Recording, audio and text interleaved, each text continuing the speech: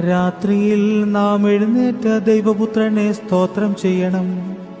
എന്തെന്നാൽ കർത്താവ് വരുന്നു എന്ന് രാത്രിയിൽ അട്ടഹാസമുണ്ടാകുകയും നീതിമാന്മാരും പുണ്യവാന്മാരും ദീർഘദർശിമാരും ശ്ലീഹന്മാരും പരിശുദ്ധ സഹോദരന്മാരും തന്റെ എതിരേൽപ്പിന് പുറപ്പെടുകയും ചെയ്യുന്നു. സന്തോഷപൂർണമായ മണവറയിലേക്ക് തന്നോടൊന്നിച്ചവർ പ്രവേശിക്കുകയും ജീവനും രാജ്യവും അവകാശമാക്കുകയും കർത്താവിന് മഹത്വം പാടുകയും ചെയ്യുന്നു.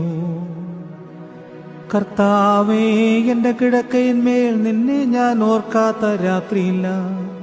നീ എത്ര ഭയങ്കരനാകുന്നുവെന്ന് രാത്രികളിൽ നിന്നിൽ ഞാൻ നിരൂപിച്ചു.